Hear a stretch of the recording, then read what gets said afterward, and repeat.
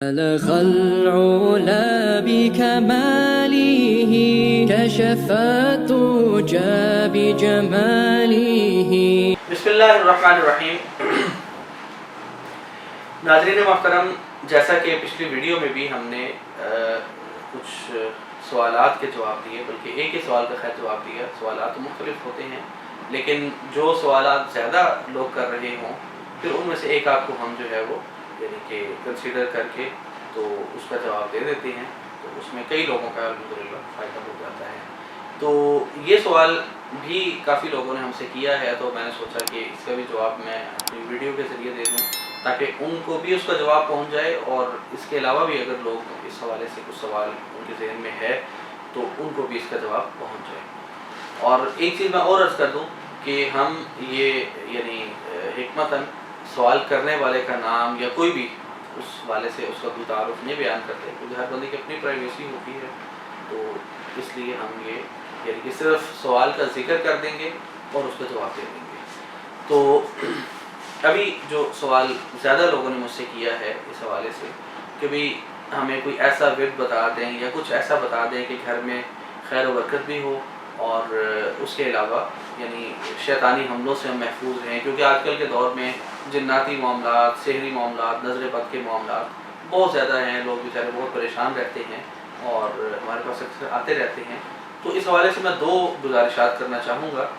ایک یہ کہ سورہ بقرہ کی تلاوت گھر میں صبح لگا دیا کریں. بہتر تو یہ ہے کہ خود بھی تلاوت کریں.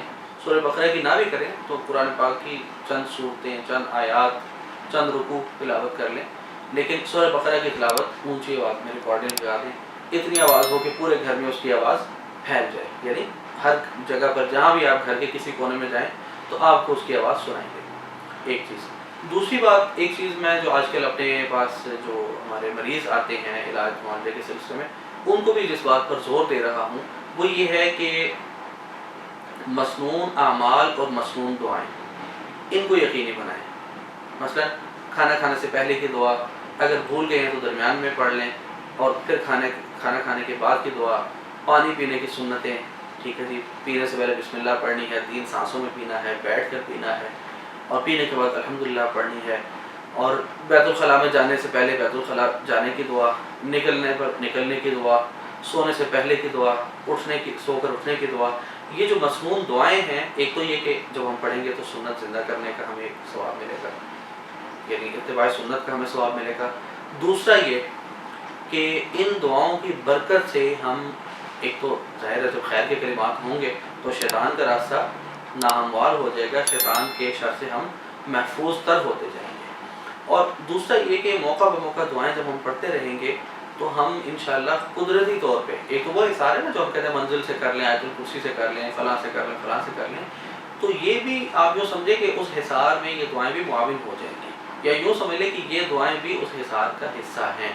کیونکہ ہم کھانا کھانے سے پہلے کیوں دعا پڑھتے ہیں؟ کہ شیطان ہمارے ساتھ کھانے میں شریک نہ ہو. بیت الخلاء جانے میں دعا کیوں پڑھتے ہیں؟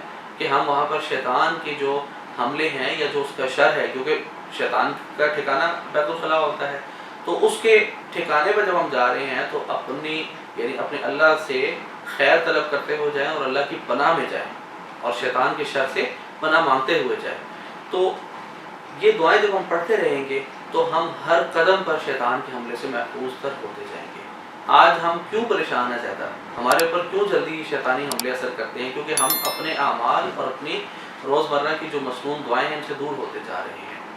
دوسرا یہ کہ کوشش یہ کریں کہ دن میں جب تک جاگ رہے ہیں باوضو رہیں. ایک تو یہ فائدہ ہے کہ باوضو رہنے کا سب سے بڑا فائدہ جو میری نظر میں ہے وہ یہ کہ جیسے ہی نماز کا وقت داخل ہوگا یعنی اذان ہوگی تو آپ باوضو ہوں گے تو نماز میں سستی نہیں ہوگی. کیونکہ عام طور پر جو شیطان آپ کو بہکاتا ہے یا نماز سے دور کرتا ہے، اس کا سب سے پہلا جو وسوسہ یا خیال آتا ہے وہی آتا ہے کہ بھئی وضو نہیں ہے، وضو کریں گے ٹائم لگتے گا، یہ ہوگا وہ ہوگا. تو جب وضو ہوگا تو ایک تو ویسے ہی آپ پاک صاف ہیں تو شیطانی حملے سے محفوظ. دوسرا یہ کہ جب وضو ہوتا ہے تو بندہ کہتا ہے یار نماز کا ٹائم بھی ہے، میں باوضو بھی ہوں، جلدی سے جا کے نماز پڑھ لیتا ہوں. اور سب سے بڑا فائدہ یعنی یہ تو چلو ہے نا دینی فائدہ، دنیاوی فائدہ کیا ہے کہ آپ اس قسم کے جو شیطانی حملے ہیں اس سے انشاءاللہ محفوظ سے محفوظ تک ہوتے چلے جائیں گے.